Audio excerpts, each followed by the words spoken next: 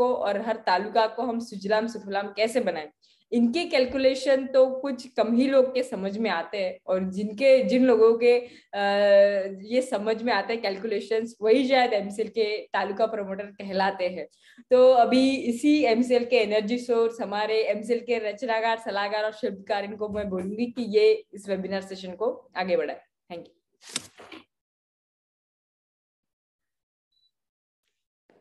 Thank you madam and thank you everyone. दोस्तों नमस्कार, मैं डॉक्टर श्याम गोलप फिर से एक बार आपका इस ट्रेनिंग सेशन में स्वागत करता हूं। मैं आशा करता हूं कि आप सभी लोग स्वस्थ हैं और आप अपने साथ अपने परिवार का, यानी घर का परिवार और एमसीएल परिवार दोनों का ख्याल रखें। मैं ये भी उम्मीद करता हूं कि आप सभी लोग 1 घंटा बहुत अच्छी एक्सरसाइज कर रहे हो, अपने हार्ट, अपने लंग को मजबूत कर रहे हो और अपनी इम्यूनिटी को बढ़ा रहे हो। तो चलिए शुरुआत करते हैं आज के टॉपिक से। दोस्तों, बैंक के बारे में ये कहना बहुत ही उचित है कि बैंक एक 100% बिजनेस इंस्टीट्यूशन है। बैंक एक 100% बिजनेस है। बिजनेस की जो व्याख्या, जो डेफिनेशन पिछली बार हमने देखी कि बिजनेस यानी ऐसी संस्था कि जिसका उद्देश्य है प्रॉफिट कमाना, चाहे वो किसी उस वस्तु का उत्पादन करती है और वो देके प्रॉफिट कमाती है, या किसी सेवा का उत्पादन करती है, वो सेवा देके वो प्रॉफिट कमाती है। तो अगर बैंक की बात करें तो बैंक एक ऐसी बिजनेस इंस्टीट्यूशन है, बिजनेस करने वाली संस्था है जो वित्तीय सेवा देती है और अपने बिजनेस और पैसा कमाती है। दुनिया में कहीं भी हम जाए, या भारतीय इकोनॉमी से लेके पूरी ग्लोबल इकोनॉमी की अगर बात करें तो कितने सारे हजारों टाइप के बिजनेसेस है, लेकिन ये सभी बिजनेसेस 3 अलग अलग तरह के कैटेगरी में अगर इनका वर्गीकरण किया जाए तो 3 कैटेगरी इनकी होती है। सबसे पहली जो कैटेगरी आती है उसका नाम है प्राइमरी सेक्टर।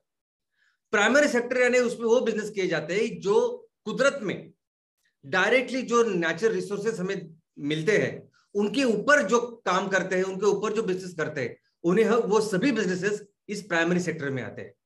तो हमारी खेती बाड़ी, हमारा पशुपालन, खनिकर्म, माइनिंग, ये सभी जो बिजनेस है जो डायरेक्टली कुदरत के रॉ मटेरियल, कुदरत के नेचुरल रिसोर्सेज के साथ किए जाते हैं, तो ये सभी कैटेगराइज होते हैं फर्स्ट या प्राइमरी सेक्टर में। दूसरा जो सेक्टर है वो है सेकेंडरी सेक्टर या मैन्युफैक्चरिंग सेक्टर। मैन्युफैक्चरिंग सेक्टर में ये जो प्राइमरी सेक्टर से जो भी रॉ मटेरियल निकलता है उसके ऊपर प्रक्रिया करके अगर कोई वस्तु बनाई जाती है तो उसे वो सभी बिजनेसेस सेकेंडरी सेक्टर में आते हैं। अगर माइनिंग करके आपने ओर्स निकाले और उससे स्टील बनाया तो वो स्टील बनाने का जो कारखाना है वो सेकेंडरी सेक्टर में आता है। अगर आप कपास का निर्माण करते हो, आप खेती कर रहे हो, तो कपास तैयार करना, खेती, ये प्राइमरी सेक्टर में आएगा। लेकिन उस कपास से अगर आप वस्त्र बना रहे हो, कपड़ा बना रहे हो, तो कपड़ा बनाने वाला जो मैन्युफैक्चरिंग है वो सेकेंडरी सेक्टर में आएगा। और तीसरे सेक्टर में, टर्शियरी सेक्टर में आता है कि ये जो वस्तु का उत्पादन हमने किया है इसको ग्राहक तक पहुंचाना। तो इससे रिलेटेड सभी जो एक्टिविटी है वो इस टर्शियरी सेक्टर में आती है। लेकिन इसके अलावा जो सर्विसेज है, सेवाएं है, सभी तरह की सेवाएं भी हमारे टर्शियरी सेक्टर में, तीसरे सेक्टर में आती है। लेकिन दोस्तों इसके भी एक 2 स्पेशलाइज्ड ऐसे सेक्टर्स है। पहला स्पेशलाइज्ड सेक्टर यानी क्वाटरनरी सर्विसेज। अभी टर्शियरी सेक्टर में ऐसे बिजनेसेस, ऐसी सेवाएं जो नॉलेज पर आधारित है, जिसके लिए बहुत पढ़ाई करनी पड़ती है और फिर आपको वो सेवा आप दे सकते हो। तो ये सभी सर्विसेज इस सेक्टर में आते हैं, इस सेगमेंट में आती है। तो इसमें doctors, CA, CS, IT professionals, ये सभी लोग जिन्होंने पढ़ाई करके आपको जो सेवा देते हैं वो सभी इसमें आते हैं। इसके आगे जाके और एक सेवा है दोस्तों, आपने व्हाइट कॉलर प्रोफेशनल तो सुने होंगे, लेकिन गोल्ड कॉलर प्रोफेशनल क्या होता है? तो गोल्ड कॉलर प्रोफेशनल ये इस सेक्टर में आते हैं। इसमें वो लोग जो इंटरप्रिटेशन, जो क्रिएशन, इसका काम करते हैं, किसी भी ऑर्गेनाइजेशन के बहुत बड़े लेवल पे वो काम करते हैं, जैसे CEO, very senior business professionals, ये आईएएस, आईपीएस ऑफिसर, ये सभी लोग जो बहुत बड़े स्तर पे काम करते हैं, ये सभी गोल्ड कॉलर प्रोफेशनल कहलाते हैं, जो क्वीनरी सेक्टर में आते हैं। तो दोस्तों बैंक की भी जब हम लोग बात करते हैं तो बैंक भी एक बिजनेस करने वाली संस्था है, और बैंक, ये जो संस्था है, ये हमारे तीसरे सेक्टर में आती है, जो सेवा प्रदान करती है, जो सेवा देती है। और ये सभी सेवा वित्तीय सेवा होती है। और अगर बैंक को भी जिंदा रहना है, बैंक को भी बहुत देर तक सस्टेनेबल काम करना है, तो बैंक को कंपलसरी प्रॉफिट कमाना होता है। तो बैंक भी एक ऐसी संस्था है कि जो चलती है सिर्फ और सिर्फ प्रॉफिट के ऊपर। तो दोस्तों किस तरह ये बैंक काम करती है? तो बैंक एक्चुअली एक एजेंट, एक मिडलमैन, एक संस्था ऐसे काम करती है। यानी एजेंट या मिडलमैन कैसे कि कुछ लोगों से वो एक ब्याज के ऊपर पैसा लेती है और दूसरे लोगों को उससे ज्यादा ब्याज के ऊपर पैसा देती है, और दोनों के बीच में जो डिफरेंस है उस पे वो पैसा कमाती है या अपना प्रॉफिट कमाती है। तो ये करने वाली ये संस्था यानी बैंक है। और कहां से ये पैसा लेते हैं बैंक? तो सबसे पहले है तो आप हम आम पब्लिक नागरिक जिनका खाता बैंक में होता है, तो ये अपनी जो पूंजी है वो बैंक में रखते हैं और उसके ऊपर बैंक उन्हें इंटरेस्ट देता है। दूसरे share holders of the bank, promoters of the bank. ऐसे भी कई सारे प्राइवेट बैंक है जिन्हें कुछ कंपनियों ने उनकी शुरुआत की है। तो जब उस बैंक की शुरुआत होती है तो ये कंपनियां या उनके जो प्रमोटर होते हैं वो खुद का पैसा पहले उसमें रखते हैं और उस पैसे से फिर ये बैंक का कारोबार चलता है। तो ये भी पैसा बैंक को मिलता है, प्राप्त होता है। तीसरा है कि बैंक जैसे कोई भी दूसरी कंपनी है, कोई भी दूसरा बिजनेस है, कोई भी बिजनेस कैसे मार्केट से पैसा बिजनेस करने के लिए पैसे रेज करता है, फंडिंग रेज करता है, वैसे बैंक भी फंडिंग रेज करती है। और बैंक भी वो दोनों तरीके से फंडिंग रेज कर सकती है। वो इक्विटी से भी फंड रेजिंग कर सकती है और वो long term loan, long term bond इससे भी करती है। बहुत ही पॉपुलर जो इंस्ट्रूमेंट है जिससे बैंक अंतरराष्ट्रीय बाजार से, मार्केट से पैसे लेती है, वो लॉन्ग टर्म बॉन्ड होते हैं।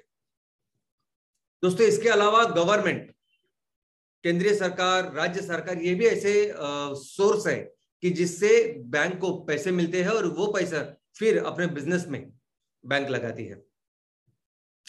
तो इस बैंक के कितने सारे प्रोडक्ट्स हैं। तो दोस्तों जो बैंक क्या क्या देती है, क्या क्या सेवा है या क्या क्या प्रोडक्ट्स है, मुझे लगता है ये बहुत ही टेक्निकल चीज है। अगर आप इसके बारे में पढ़ोगे तो आपको पता चलेगा कि बैंक ये भी करती है, वो करती है, सब कुछ करती है। तो इसके बहुत सारे डिटेल में मैं जाना नहीं चाहता यहाँ, लेकिन जो भी सर्विसेज बैंक देती है उसके कुछ एक वर्गीकरण हम लोग कर सकते हैं। हम लोग उसकी कैटेगरीज, अलग अलग कैटेगरीज बता सकते हैं। और उस कैटेगरी, एक एक कैटेगरी इतनी बड़ी है कि उसके ऊपर एक एक सेशन हो सकता है स्पेशल। जैसे अभी एक कैटेगरी है डिपॉजिट्स के, तो किस तरह से आप जो बैंक के खातेदार हो किस तरह से पैसे अपने बैंक में रखते हो, तो इसके भी कई सारे प्रकार हैं। आपने सुना होगा saving account, current account. Long term के लिए आपने सुना होगा कि लोग फिक्स डिपॉजिट में डालते हैं, किसी बॉन्ड में डालते हैं, ऐसे कई सारी चीजें हैं। लोन सिर्फ आप देखोगे तो लोन के कई सारे प्रकार है। वैयक्तिक लोन, पर्सनल लोन है आपका, गाड़ी के लिए लोन है, घर के लिए लोन है, बिजनेस के लिए लोन है, एजुकेशन के लिए लोन है, मेडिकल के लिए लोन है, कई सारे लोन। इन्वेस्टमेंट के कई सारे प्रकार है। अभी म्यूचुअल फंड से लेके कितने सारे इंस्ट्रूमेंट, अगर आप बैंक में जाएंगे तो आपको बताएंगे, इंश्योरेंस के बारे में बताएंगे। तो हर चीज के लिए बैंक के पास बहुत सारे सोर्स है, बहुत सारी वित्तीय सेवा बैंक अपने तरफ से आपको देती है। अभी इस बैंक के कस्टमर्स कौन से रहते हैं कि जिनको एक बैंक सेवा देती है? तो सबसे पहले है तो इंडिविजुअल कस्टमर, जो हम सभी आम नागरिक के सबसे इंपॉर्टेंट कस्टमर होता है किसी भी बैंक का। इसके भी कई अलग अलग तरह के अकाउंट होते हैं। एक ऐसा अकाउंट होता है कि जिसमें एक नागरिक अपना खुद का एक सिंगल इंडिविजुअल अकाउंट खोलता है।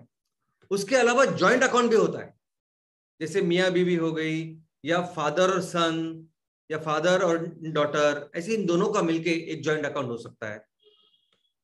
इलिटरेट पर्सन, ऐसे व्यक्ति जिन्हें पढ़ना लिखना नहीं आता है लेकिन उनका भी खाता बैंक खुलवा सकती है। लेकिन उसके लिए वो जो पर्सन है जिनको लिखना पढ़ना नहीं आता, उसके क्लोज रिलेटिव कौन होता है, वो उनके तरफ से फॉर्म भरते हैं और सब कुछ काम करते हैं। इसके अलावा अंध व्यक्ति, अगर अंध व्यक्ति भी किसी भी बैंक में अकाउंट खोलना चाहे तो वो खोल सकता है, और उसके लिए एक स्पेशल प्रोसीजर होती है बैंक की। और लेकिन इसमें अंध व्यक्ति की तरफ से कोई साइन नहीं करता। अंध व्यक्ति को एक स्पेशल प्रोसीजर होती है जिसकी वजह से वो खुद अपने काम कर सकता है। माइनर्स अकाउंट, जो भी ऐसे युवक, जो बच्चे जो 18 साल के भीतर है, वो सभी भी अपना अकाउंट खोल सकते हैं। उन्हें अपना बर्थ सर्टिफिकेट देना पड़ता है और उसके साथ उनके पेरेंट्स, पालक जो भी है, उनके डॉक्यूमेंट्स आते हैं, जिसकी वजह से उनका अकाउंट भी खुल सकता है। एक ऐसे, ये तो इंडिविजुअल सिंगल अकाउंट हो गया, लेकिन पूरे फैमिली का भी एक फैमिली अकाउंट हो सकता है, जिसमें फैमिली के जितने सारे मेंबर है वो सभी अकाउंट होल्डर हो सकते हैं। तीसरे है डिफरेंट क्लब, अलग अलग कंपनियों के अकाउंट्स। तो अलग अलग जैसे कंपनी या बिजनेस होते हैं, उसकी अलग अलग उस कंपनी का अकाउंट होता है। तो पहला आता है सोल प्रोप्राइटरशिप, जिसमें एक ही व्यक्ति है और उसकी प्रोप्राइटरशिप का कंपनी है, उसका अकाउंट खुल सकता है। पार्टनरशिप फॉर्म अगर कोई है तो वो उनके नाम से अकाउंट खोल सकते हैं। LLP यानी लिमिटेड लायबिलिटी पार्टनरशिप, ये जो कंपनी है ये भी अपना अकाउंट खोल सकती है। और लिमिटेड कंपनीज में भी हम देखते हैं कि प्राइवेट लिमिटेड कंपनी है, पब्लिक लिमिटेड कंपनी है, और इसके अलावा गवर्नमेंट कंपनी, कोई भी गवर्नमेंट कंपनी भी एक खातेदार हो सकती है बैंक का। तो ये मैंने जैसे दिखाया वैसे गवर्नमेंट के डिफरेंट डिपार्टमेंट्स वो भी एक खातेदार हो सकते हैं, वो पूरा अपना बैंकिंग जो भी काम किसी बैंक से करवा सकती है। इसके अलावा एक 1 पर्सन कंपनी भी है। आप पूछोगे कि ये सोल प्रोप्राइटरशिप और 1 पर्सन कंपनी तो एक ही होना चाहिए। नहीं दोस्तों, ये अलग अलग है, और इसके लिए लॉज अलग है, इसके लिए टैक्सेशन अलग है, इसके लिए पूरी जो काम करने का तरीका है वो भी अलग है, और वो भी अपना अकाउंट खोल सकता है। तो कोई भी कंपनी हो, चाहे वो अपनी भारत की हो, परदेश की हो, चाहे वो सब्सिडरी कंपनी हो, एग्जिस्टिंग हो, होल्डिंग हो, जो भी कंपनी है वो अलग अलग ये सभी कंपनियां अपना अकाउंट बैंकों में खोल सकती है। तो इस बैंक का कैसे इंफ्रास्ट्रक्चर है हमारे देश में, तो चलिए देखते हैं। सबसे पहले मैं आपको बता दूं कि बैंक का जो वर्गीकरण है वो चार डिपार्टमेंट में, 4 अलग अलग तरह की बैंक्स आज हमारे देश में है। उसमें से सबसे पहले बैंक अगर कोई है तो वो है गवर्नमेंट बैंक्स। गवर्नमेंट बैंक्स उनको कहते हैं कि जो बैंक गवर्नमेंट शुरुआत करती है जिसकी, और आज की तारीख में भी वो उसकी 100% जो नहीं, 100% नहीं, उसमें जो मालकी होती है, जो सबसे ज्यादा इक्विटी होती है, गवर्नमेंट की होती है। तो आज तक जितने भी मर्जर एक्विजिशन हुए, उसके बाद अभी 12 बैंक्स है जो गवर्नमेंट बैंक है, सरकारी बैंक्स है, और इस सरकारी बैंक का पूरे देश में लगभग 90,000, ऑलमोस्ट 90,000 इतनी सारी शाखाएं हैं। उसके अलावा है प्राइवेट बैंक्स। प्राइवेट बैंक्स एक अलग कैटेगरी है जिसमें ऑलमोस्ट 22 अलग अलग प्राइवेट बैंक्स है जिन्होंने प्राइवेट कंपनियों ने उनको प्रमोट किया, प्राइवेट लोगों ने उनको प्रमोट किया है, और उनके पूरे देश भर में ऑलमोस्ट 30,000 इतने ब्रांचेस है। तीसरा है फॉरेन बैंक। अभी फॉरेन बैंक अगर आप देखोगे तो जो परदेश की बैंक, तो परदेश की बैंक एक सबसे ज्यादा बैंक वो है 46, लेकिन वो मैक्सिमम जो बैंक देखोगे ना तो वो 1 शाखा 2 शाखा इतनी उनकी भारत में शाखाएं है। बहुत सारी ये सभी जो फॉरेन बैंक है वो मेट्रो में ही काम करती है। सिर्फ 3-4 बैंक ऐसे है कि जिनका 10 से ज्यादा डबल डिजिट में उनकी शाखा है। तो टोटल बैंक यानी टोटल बैंक अगर 46 हुए, लेकिन फिर भी उनके जो पूरे देश भर में जो शाखा है वो सिर्फ 268 है। और इसके अलावा एक बहुत बड़ा सेक्टर हमारे देश में, और उस सेक्टर का नाम है सहकारी बैंक। दोस्तों, पूरी दुनिया में कहीं इतना बड़ा सेक्टर नहीं है कि कहीं भी ऐसी स्पेशलाइज्ड बैंकिंग नहीं जो हमारे देश में। और इतना ही नहीं, हमारे देश में बैंकिंग का जो इंफ्रास्ट्रक्चर है, सबसे ज्यादा नंबर्स अगर आप देखोगे संख्या, तो इस सहकारी क्षेत्र के बैंकों की। और इस सहकारी क्षेत्र के बैंक दोनों जगह में है, ग्रामीण क्षेत्र में भी है और शहरी भागों में भी। ग्रामीण क्षेत्रों में लगभग 97,000 से ज्यादा ब्रांचेस हमारे गांव में है, हमारे इस देश में है। और शहरों में जो बैंक है वो 1,531 इतनी सारे बैंक्स हैं। दोस्तों, मैं आपको बताना चाहता हूं कि बैंक किसी भी इकोनॉमी के लिए बहुत ही महत्वपूर्ण है। और हमारी जो इकोनॉमी है, हमारी इकोनॉमी 100% एग्रीकल्चर बेस्ड है। यानी प्राचीन जो काल है, प्राचीन काल से लेके मध्ययुगीन काल तक जो हम दुनिया की सबसे बड़ी इकोनॉमी थे, वो हम सिर्फ और सिर्फ एग्रीकल्चर, कृषि की वजह से थे। यहां तक कि जब अंग्रेज यहाँ आए और उन्हें 400 साल राज किया यहाँ, जब अंग्रेज आए थे तो हम लोग बहुत बड़ी इकोनॉमी थी और इंग्लैंड कुछ नहीं था। लेकिन 400 साल जब उसने पूरा निचोड़ के लिया एग्रीकल्चर को, और जब छोड़ के गए तो हमें पूरा कंगाल बना के हो गए। लेकिन उन्होंने भी अपने खुद को जो इतना डेवलप किया वो भी एग्रीकल्चर के बेसिस पे। तो दोस्तों जब हम आजाद हुए तब हमारी ये सबसे बड़ी जो ताकत है कि एग्रीकल्चर यानी कृषि और ग्रामीण विकास, क्योंकि पूरा भारत जो रहता है वो गांव में रहता है। तो दोस्तों इसके लिए बहुत बड़ी एक बैंकिंग इंफ्रास्ट्रक्चर तैयार की गई, क्योंकि हम पहले दिन से जानते हैं कि अगर हमें भारत को बेहतर इकोनॉमी बनाना है, भारत को डेवलप करना है, तो हमें हमारे कृषि के ऊपर और ग्रामीण विकास के ऊपर ध्यान देना पड़ेगा। और इसीलिए एक बहुत बड़ा इंफ्रास्ट्रक्चर आज हमारे देश में है जो सिर्फ एग्रीकल्चर और ग्रामीण विकास के लिए काम करता है, बैंकिंग इंफ्रास्ट्रक्चर। और इस बैंकिंग इंफ्रास्ट्रक्चर की सर्वोच्च संस्था अगर कोई है तो उसका नाम है नाबार्ड। नाबार्ड का फुल फॉर्म ही अगर आप देखोगे तो कृषि और ग्रामीण विकास की राष्ट्रीय बैंक, ऐसे एक बैंक है। और आरबीआई के नीचे अगर सबसे बड़ी कोई संस्था अगर है तो वो नाबार्ड है। दोस्तों नाबार्ड ये देखते हैं कि हमारे देश में ये जो दो क्षेत्र है, कृषि और ग्रामीण विकास, इसके लिए पैसे जो फाइनेंस है वो उपलब्ध होना चाहिए। नाबार्ड डायरेक्टली किसानों के साथ, लोगों के साथ काम नहीं करती, एक रीफाइनेंस संस्था है। रीफाइनेंस यानी ये बैंकों की बैंक है, बैंकों को पैसे देती। अगर किसी भी बैंक को कृषि के लिए, एग्रीकल्चर के लिए, ग्रामीण विकास में हमारे कारीगर है, हस्तकला करने वाले लोग हैं, बाकी पशुपालन करने वाले लोग हैं, इनको अगर लोन देना है किसी भी बैंक को, चाहे वो सरकारी बैंक हो, प्राइवेट बैंक हो, कोई भी बैंक हो, तो उसको अपने डिपॉजिट यूज करने की जरूरत नहीं। उनके बैंक में, उनके खाते में रखे हुए लोगों ने जो पैसे, उसको हाथ लगाने की जरूरत नहीं। जितने भी पैसे वो किसानों को देंगी वो 100% सब पैसे नाबार्ड उनको देता है। तो नाबार्ड जो भी किसानों को मदद करती है, गांव वालों को मदद करती है, वो इस बैंकों के थ्रू करती है। NABARD is refinance. तो दोस्तों ये स्ट्रक्चर है कि नाबार्ड, आप देख सकते हैं कि आरबीआई के नीचे नाबार्ड है, और नाबार्ड कमर्शियल बैंक्स सबको पैसा देती है, ग्रामीण विकास और कृषि के लिए। तो कमर्शियल बैंक में कौन सी आती है? तो धंधा करने वाली बैंक। धंधा करने वाले बैंक में दोनों आती है, प्राइवेट भी आती है और सरकारी बैंक में आती है, तो उसको भी पूरा पैसा नाबार्ड देती है। उसके अलावा बैंकिंग का इसके लिए एक खुद का अपना इंफ्रास्ट्रक्चर है, और वो ऐसा है कि अगर कृषि के लिए, खेती बाड़ी के लिए अगर छोटे शॉर्ट टर्म लोन चाहिए, मीडियम टर्म लोन चाहिए, तो उसके लिए एक संरचना है, उसके लिए पूरा इंफ्रास्ट्रक्चर है। और लॉन्ग टर्म अगर लोन चाहिए जो 5 साल के आगे, तो उसके लिए भी एक अलग हमारी बैंकों की रचना है। पहले देखते हैं कि ये जो छोटे, स्मॉल और मीडियम जो टर्म लोन है, इसके लिए बैंकों की रचना एक पंचायती राज जैसी है। और लॉन्ग टर्म लोन के लिए तो 3 अलग अलग तरीके हैं, जिसमें रीजनल रूरल बैंक है और स्टेट कोऑपरेटिव के बैंक है, लैंड डेवलपमेंट बैंक है, ये सब कुछ है। तो चलिए देखते हैं, मैं ज्यादा कंफ्यूज नहीं करना चाहता, आपको बहुत सिंपल रखना चाहता हूं कि हमारा ये जो किसानों को मदद करने का, देखो बैंकिंग इंफ्रास्ट्रक्चर भी अल्टीमेटली कहाँ आ रहा है, कहाँ आता है, कहाँ से शुरुआत हुई कि कैसे बैंक्स के थ्रू हम लोग किसानों की मदद करें। क्योंकि अल्टीमेटली देश को आगे बढ़ाना है, देश को आगे लेके जाना, तो किसानों को ही सब प्राथमिकता देनी पड़ेगी। तो इसीलिए बैंक ने क्या किया है कि इसके लिए एक त्रिस्तरीय रचना तैयार की है। जैसे आज पंचायती राज सिस्टम है हमारे पास, त्रिस्तरीय रचना है। गांव लेवल पे ग्राम पंचायत है, तहसील लेवल पे तहसील या बीडीओ या ब्लॉक बोलते वो है, और फिर जिला लेवल पे है जिला पंचायत।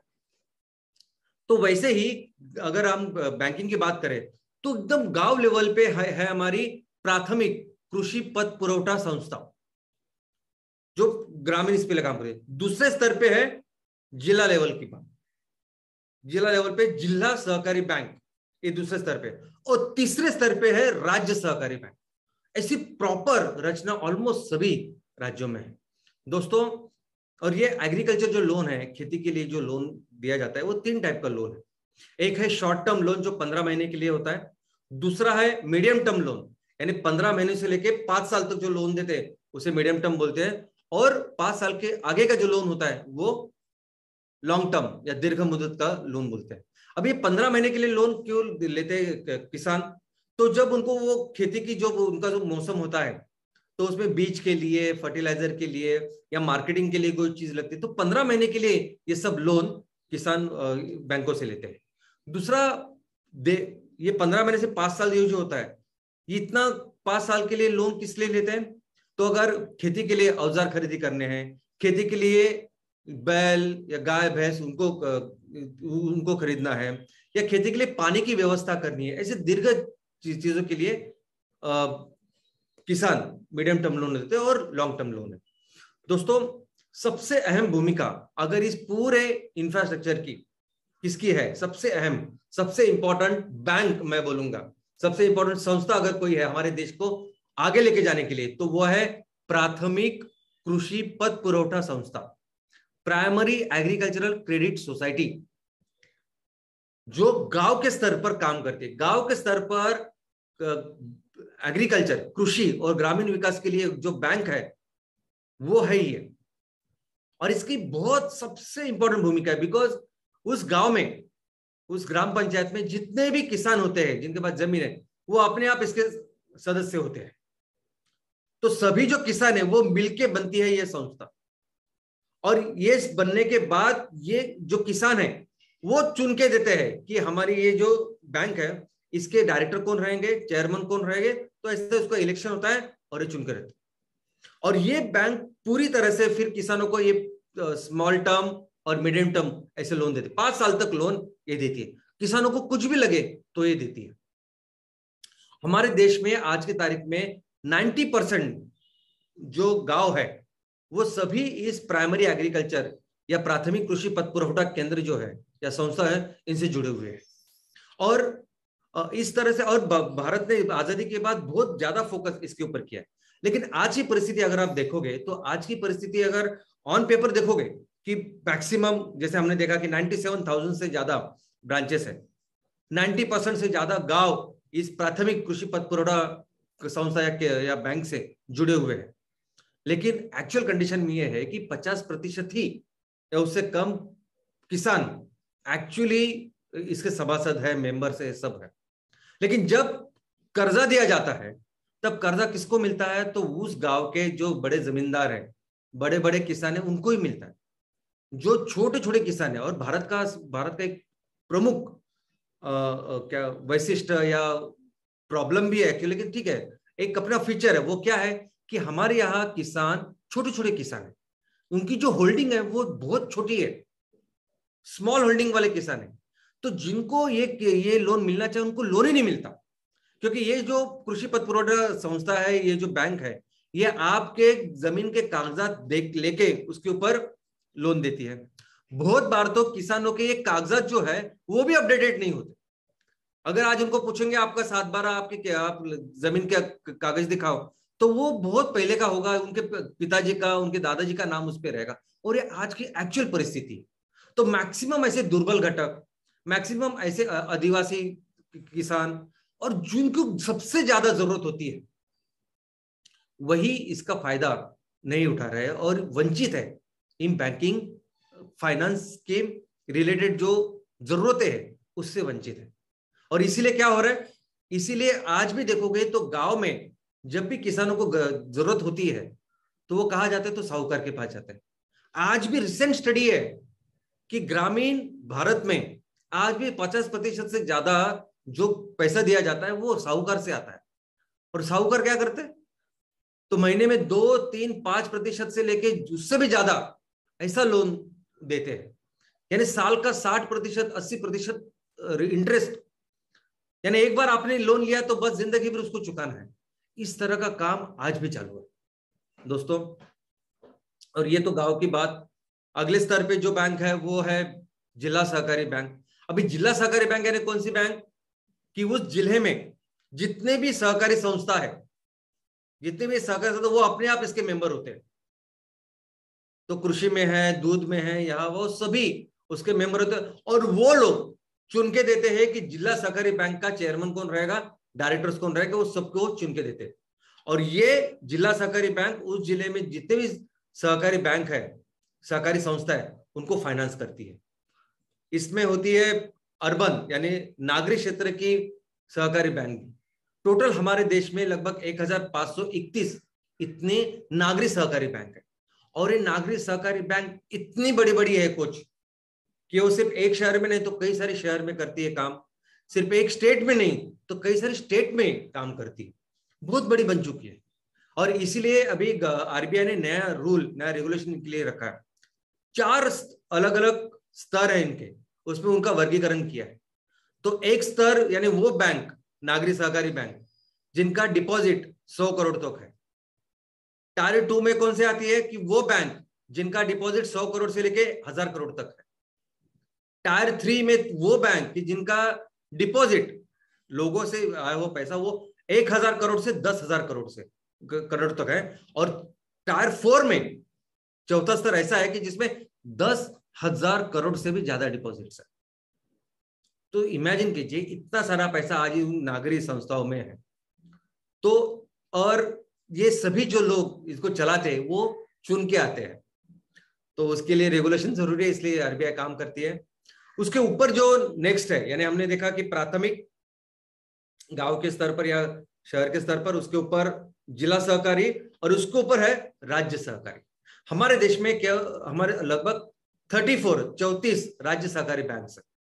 हमारे यहाँ 28 राज्य है और 8 केंद्र शासित प्रदेश है और 34 राज्य सहकारी बैंक है। तो ऑलमोस्ट हर राज्य में ये राज्य सहकारी बैंक है और हर राज्य में ये संरचना है। इसके अलावा एक स्पेशल बैंक भी है जो किसानों को उनके जमीन के ऊपर दीर्घ लॉन्ग टर्म ऐसे लोन देती है, जिसे हम लोग कहते हैं कि लैंड डेवलपमेंट बैंक। लगभग 714 बैंक आज की तारीख में है और वो आपके जो जमीन के कागजात है उसके ऊपर आपको कर्जा देती है। इसके अलावा और एक स्पेशल बैंक है जिसका नाम है रीजनल रूरल बैंक। अभी रीजनल रूरल बैंक भी एक स्पेशलाइज्ड प्रादेशिक ग्रामीण बैंक इसे कहते हैं कि प्रादेशिक ग्रामीण बैंक, जो अलग अलग प्रदेश में उसकी जो परिस्थिति उसके अनुसार वो कार्य करती है। 43 अलग अलग बैंक हमारे यहाँ है जिनके 14,000 से भी ज्यादा ब्रांचेस हमारे देश में आज कार्यरत है। अभी ये रीजनल बैंक भी मैक्सिमम, अभी रीजनल है प्रादेशिक यानी रूरल, तो जब वो ग्रामीण आता है तो भी आप समझते होंगे कि ये फिर से कृषि और ग्रामीण विकास उसके लिए करने वाली स्पेशलाइज्ड ऐसी बैंक है, ब्रांच है जो काम कर रही है। तो ये सभी जो हमारा बैंक का इंफ्रास्ट्रक्चर है ये अलग अलग तरह के बिजनेस को फंडिंग करता है, बिजनेस को अपनी वित्तीय सेवा देते हैं। और हमने देखा आप एक इंडिविजुअल बैंक होल्डर हो, अकाउंट होल्डर हो, उससे लेके आप कोई भी बैंक हो, सभी को वित्तीय सेवा देने का काम करती है बैंक। और सभी तरह के बिजनेस होते हैं, सभी तरह के जो लीगल बिजनेस होते हैं उसको पूरी तरह से बैंक सपोर्ट करती है। लेकिन दोस्तों गवर्नमेंट ने क्या किया है कि गवर्नमेंट ने एक रूल इन सब बैंक को दिया है। गवर्नमेंट ने बोला है कि हमारे देश के विकास के लिए एक प्राथमिकता या अग्रक्रम ऐसे कुछ क्षेत्र है जिसको कंपलसरी आपको लोन देना है। अगर आप 100 रुपए दे रहे हैं तो कंपलसरी 40 रुपए इन्हीं सेक्टर को देना पड़ेगा। ऐसे गवर्नमेंट ने रूल किया है। और ये क्षेत्र जो है ना, ये अगर ऐसा नहीं कि आप ग्रामीण बैंक, आप शहरी भाग में भी अगर काम करने वाली कोई प्राइवेट बैंक भी हो तो भी आपको इन अग्रक्रम क्षेत्रों को आपको पैसे देने हैं। ये आरबीआई के कड़क रूल है दोस्तों। इन अग्रक्रम क्षेत्रों को कहते हैं हम लोग प्रायोरिटी सेक्टर, और इस प्रायोरिटी सेक्टर को कंपलसरी 40% लोन फंडिंग हर बैंक को देनी पड़ती, कोई भी बैंक जो भारत में काम करता है। और इसमें अगर आप देखोगे तो 40% का 18% जो है तो सिर्फ और सिर्फ एग्रीकल्चर को है, कृषि को है, और उसके बाद फिर छोटे मोटे व्यवसाय और बाकी सब चीजें। तो आप देख सकते हो, अभी आपको अंदाजा आया कि ये बैंकिंग इंफ्रास्ट्रक्चर जो भी आज की तारीख में बना हुआ है, और हमने पिछले टाइम पे देखा कि बैंकिंग की शुरुआत बहुत पहले से हुई है, लेकिन आज की तारीख में अगर हम देखें तो आज भी पूरी व्यवस्था इसलिए बनी है कि किस तरह हम लोग कृषि का विकास करें। कितने स्पेशलाइज्ड बैंक्स हैं, कोई भी बैंक हो तो आपके लिए वो प्रायोरिटी सेक्टर है कृषि, एग्रीकल्चर, कंपलसरी कृषि को आपको लोन देना है। यानी कितनी व्यवस्था बनाई है सभी सरकारों ने, सभी ने, इकोनॉमी सभी ने डेवलप किया है, जो कि कैसे हम ज्यादा से ज्यादा फोकस हमारी इस कृषि के ऊपर और ग्रामीण विकास के ऊपर करो। क्योंकि दोस्तों एक बात हमें कहीं भी नहीं भूलनी चाहिए, हम कितने भी टेक्नो सेवी हो, हम कितने भी अलग अलग टेक्नोलॉजी को आगे लेके जाए, लेकिन जो बेसिक जो चीज है जो हमेशा भारत को आगे लेके जा सकती है वो उसे हमें भूलना नहीं चाहिए, और वो आज भी हमारी ये कृषि है, एग्रीकल्चर है। बाकी नॉन, ये प्रायोरिटी छोड़ के बाकी की जो सभी सेक्टर है वो सभी नॉन प्रायोरिटी सेक्टर में आते हैं। लेकिन एक गुड न्यूज मैं आपको देना चाहता हूं, आरबीआई का एक सर्कुलर आया है 4 सितंबर 2020 के तब, और उस सर्कुलर के बाद से आज हम लोग जो भी प्रोजेक्ट्स कर रहे हैं, आई मीन एमसीएल फैमिली में हम जो भी एमसीएल बायोफ्यूल स्टेट में जो प्रोजेक्ट्स कर रहे हैं, बायो सीएनजी बनाने का काम कर रहे हैं, जो फैक्ट्रीज है, ये सभी प्रोजेक्ट्स, ये सभी बिजनेसेस बैंक ने, आरबीआई ने प्रायोरिटी सेक्टर में डाले हैं। तो वो जो 40% कंपलसरी लोन देना है, उसमें आज ये हमारे प्रोजेक्ट्स है। तो इस बैंक का क्या पोटेंशियल है डेवलपमेंट के लिए? तो दोस्तों, बैंक कंपलसरी इकोनॉमिक डेवलपमेंट के लिए, आप मुझे एक बताइए कि किसी प्रदेश का अगर विकास करना है तो कैसे विकास करेंगे? बताइए कैसे? अगर आप जिस गांव में रहते हैं, जिस तहसील में रहेंगे, कैसे उसको आगे बढ़ाएंगे? ऑफ कोर्स इनकम बढ़ना चाहिए, आमदनी बढ़नी चाहिए। कैसे बढ़ेगा? तो इनकम, आमदनी तभी बढ़ती है जब वहां की जो रिसोर्सेस होते हैं वो डेवलप होते हैं। रिसोर्सेस यानी क्या? अगर आपकी वहां की जो खेती बाड़ी है, आपकी जो जमीन है, वो उससे बेहतर से बेहतर आप उसके ऊपर काम करें, उससे प्रोडक्ट निकालें, जो लोग वहां रहते हैं वो बेहतर अपना काम करें, योगदान दे, तो ये जो रिसोर्सेस है उसको बेहतर से बेहतर डेवलप करके आप उस प्रदेश का विकास कर सकते हैं। और अगर रिसोर्सेस को डेवलप करने हैं तो एक ही काम कर सकता है, कौन?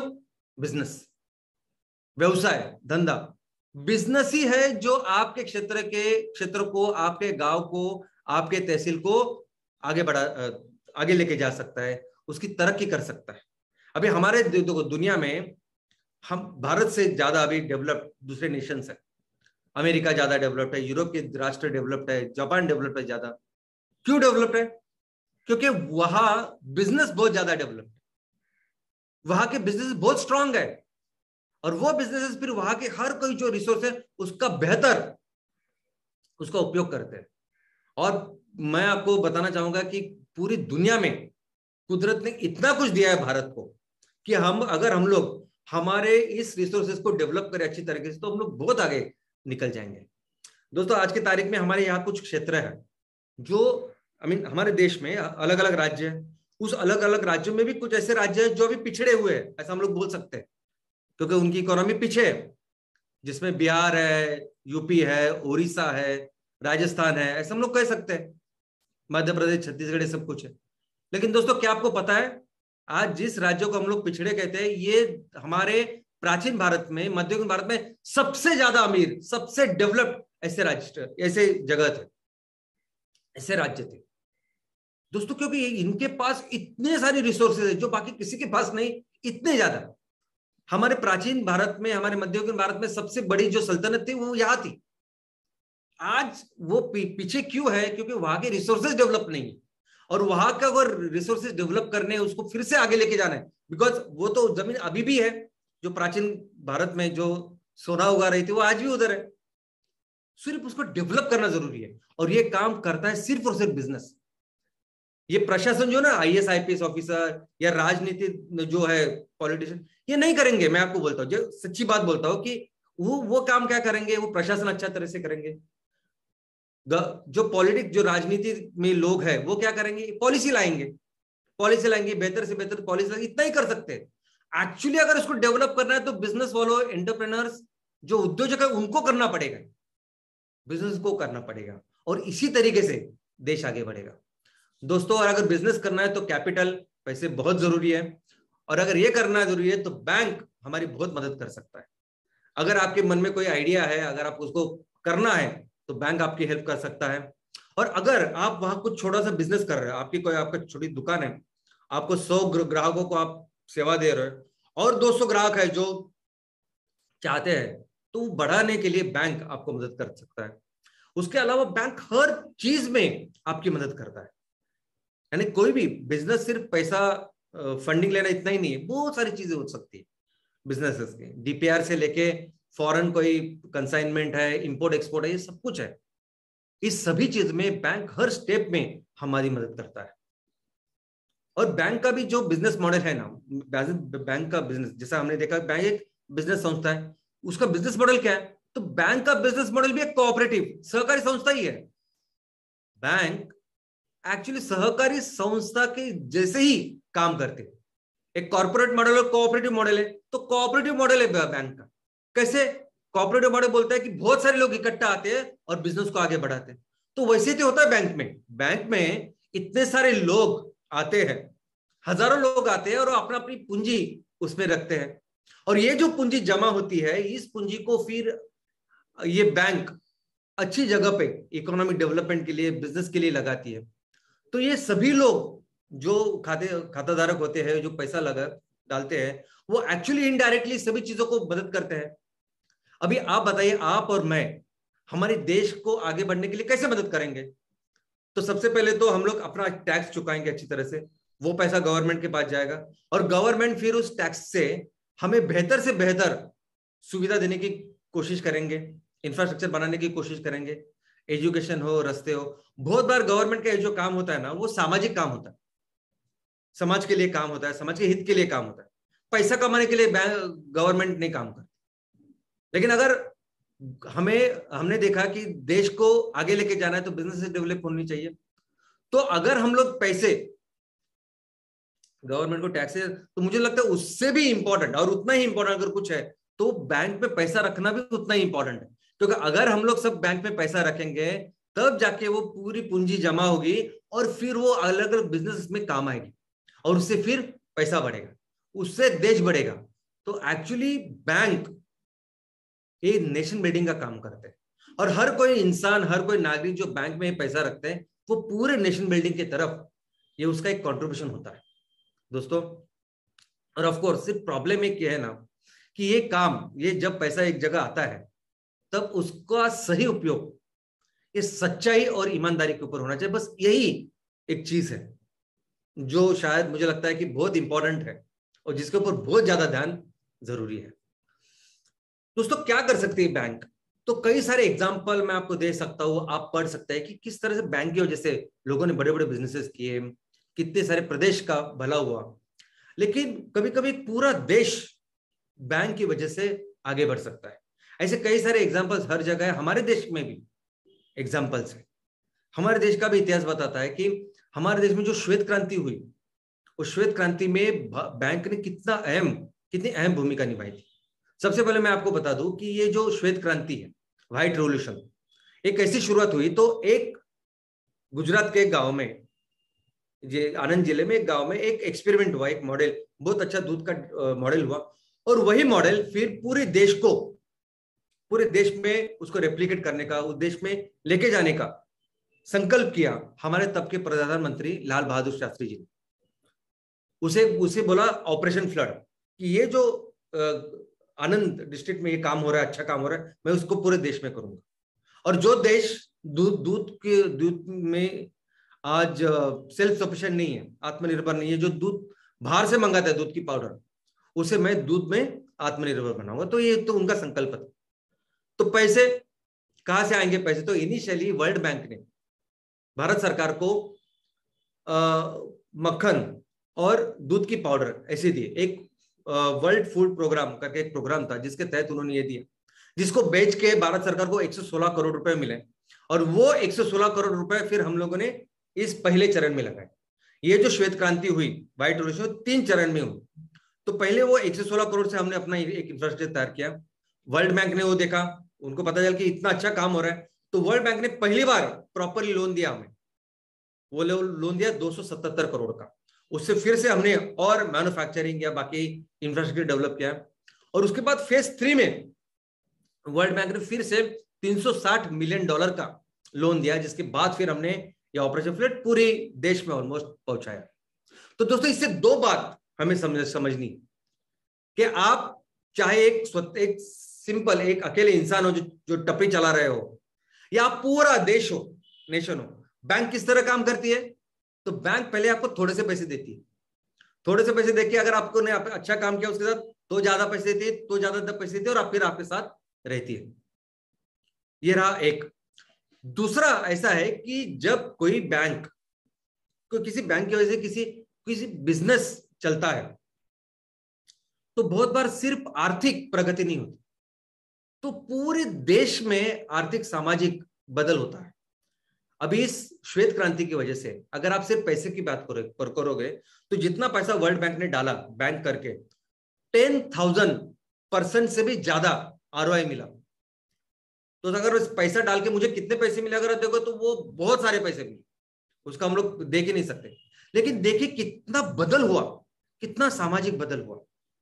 जो देश जो दूध के लिए दूध की पाउडर इंपोर्ट करता था वो दुनिया में दूध का सबसे बड़ा उत्पादक बना। सिर्फ अमूल, अभी इसमें अमूल एक गुजरात की संस्था है, हर राज्य ने अपना अपना ब्रांड निकाला, नलिनी निकाला, आर्य निकाला, सब कुछ हुआ। और आप देखिए सिर्फ अमूल में 33 लाख खेडूत या किसान उनको इनका इनकम बढ़ा। और पूरे देश में अगर आप देखोगे तो आज की तारीख में सबसे ज्यादा एम्प्लॉयर, सबसे ज्यादा रोजगारी अगर किसी को किसी क्षेत्र से मिल रही तो वो दूध है। यानी आप देख सकते कि एक बैंक की वजह से, एक बिजनेस की वजह से कितना बड़ा रिवोल्यूशन हो सकता है। और बस यही काम हमें अभी ऑयल एंड गैस में भी करना है। दोस्तों आपको लगेगा कि नहीं बहुत सारे पैसे ही लगते हैं ये सब काम करने के लिए, छोटे पैसे से कुछ नहीं होता, ऐसा गलत है।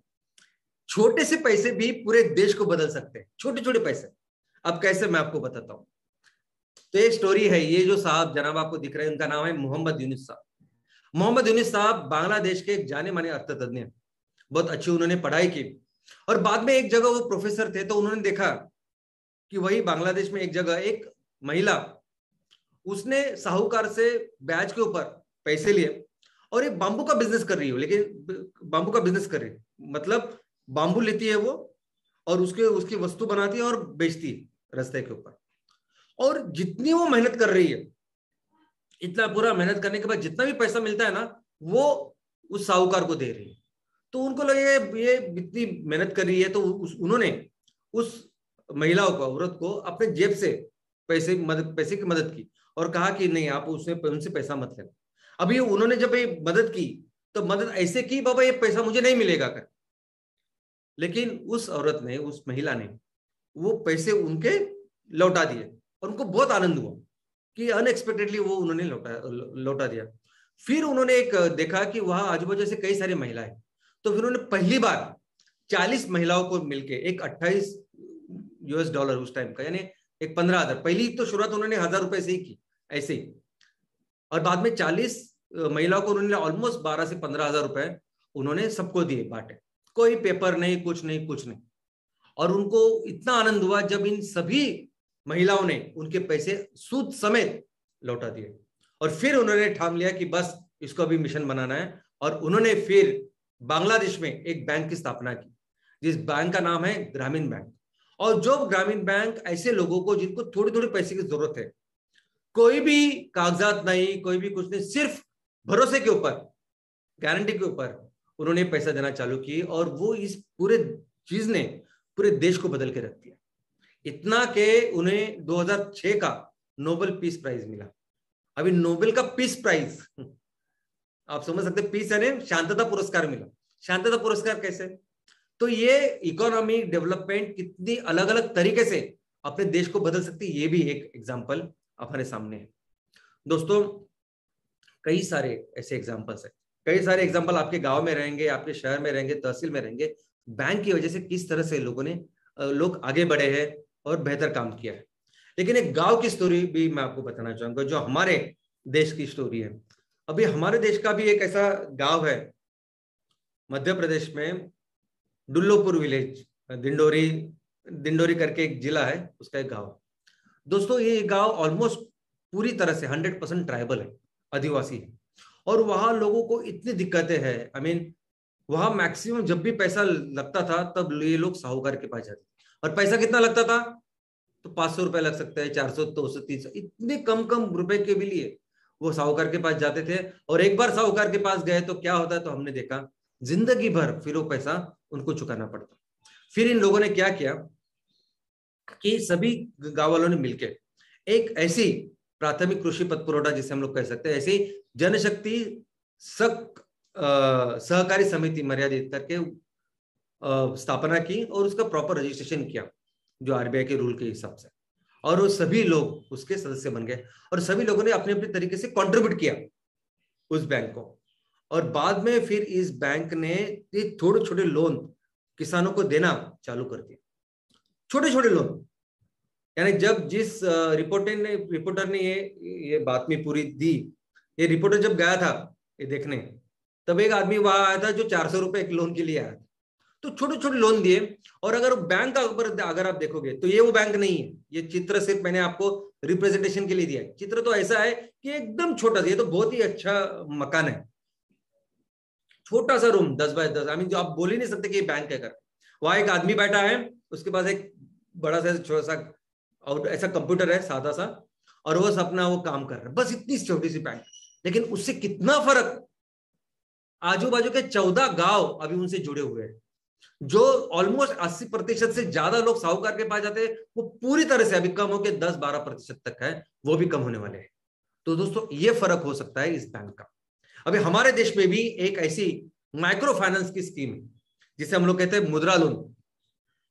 अभी मुद्रा लोन में भी अगर आप देखोगे तो क्या है, 2014 से ये एक स्कीम योजना शुरू की है। तो बैंक आपको 3 तरह के लोन दे सकती है। सबसे पहला है शिशु लोन, 50,000 तक आपको लोन मिलता है। दूसरा है किशोर लोन, 50,000 से 5 लाख तक। और तीसरा है तरुण, 5 लाख से 10 लाख तक। तो अगर आप कोई उद्योजक हो, अगर आपको कोई बिजनेस करना है, उद्योग धंधा करना है, तो आप चालू कर सकते हैं 50,000 के लोन के साथ, शिशु के लोन के साथ।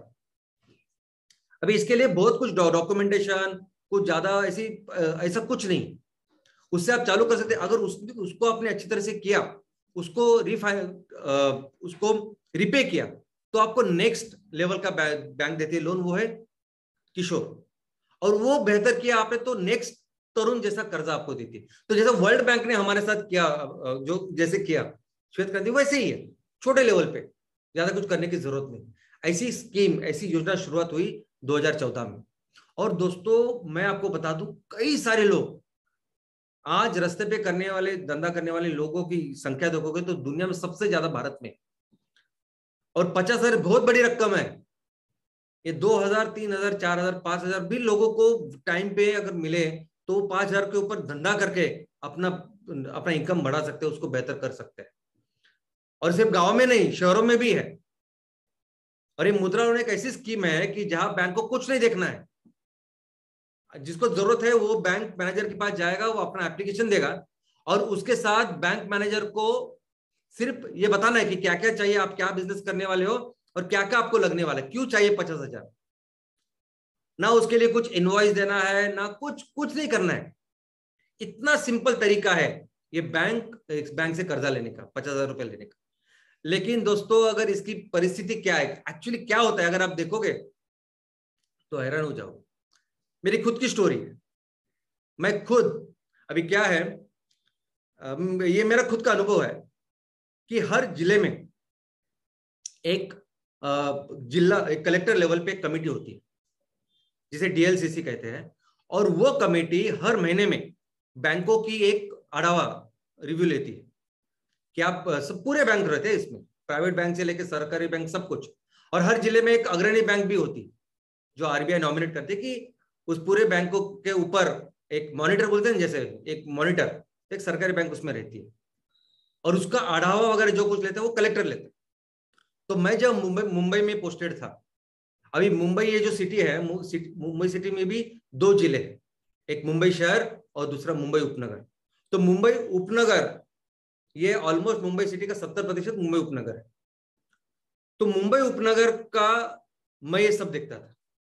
मैं खुद हर महीने बैंकों की ये सब रिव्यू लेके पूछताछ करने की आपने क्या क्या काम किया मुद्रा लोन में, इसमें वगैरह। और ये देखिए मुझे ताज्जुब होता, तो कितने सारे ऐसे एप्लीकेशन, कितने सारे ऐसे लोग जिनको जरूरत थी।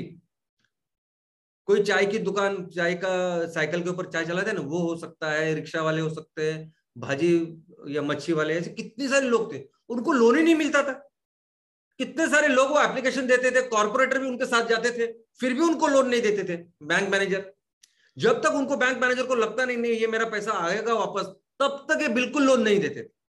और ऐसी एक्चुअली कंडीशन थी कि क्योंकि बैंक ने ऊपर से, आरबीआई ने ऐसे अभी एनपीए के ऊपर रखा है स्ट्रिक्ट वॉच कि अगर आपने किसी को लोन दिया, किसी मैनेजर ने लोन दिया और वो रिटायर हो गया और वो लोन डिफॉल्ट होगा, तो रिटायर होने के बाद भी आपको पूछते हैं बुला के कि आपने कैसे उनको लोन दिया।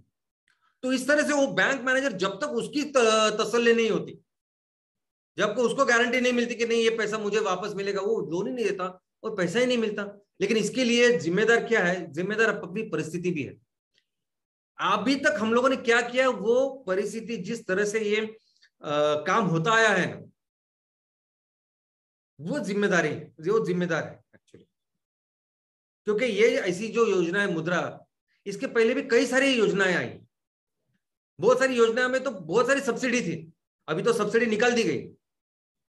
लेकिन हर राज्य में, आप जिस भी राज्य में हो ना, हर राज्य में आपके यहाँ एक ऐसी स्कीम होगी, राज्य सरकार की होगी, केंद्र सरकार की होगी। गवर्नमेंट अच्छे काम के लिए 50-50% सब्सिडी देती थी, और लेकिन हर चीज में वहां एजेंट और करप्शन होता था। कोई भी ऐसी स्कीम है जहां सब्सिडी ऐसा कुछ है तो एक एजेंट सामने आएगा, एलिजिबल जो पर्सन है उसको उसको लेगा, उसके कागजात वगैरह लेगा और एप्लीकेशन करेगा। 1 लाख का लोन है, उसको बोलेगा ये एजेंट कि 1 लाख का लोन है, तुझे सिर्फ चुकाने हैं 50,000 रुपए। ओके, आइडियली वो 1 लाख लोन लेके वो अच्छा बिजनेस कुछ कर सकता है।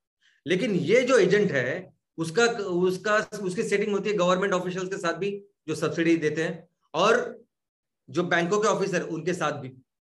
तो वो ये जो एजेंट है, वो जो एप्लीकेशन करने वाला जो आदमी होता है उसको बोलेगा कि देख 1 लाख का तुझे लोन मिलेगा, लेकिन हाथ में दूंगा मैं तुझे 70,000 रुपए, 30,000 रुपए लगेंगे हमें, और जो 70,000 है वो भी तुझे चुकाने नहीं है, कुछ फर्क नहीं पड़ेगा।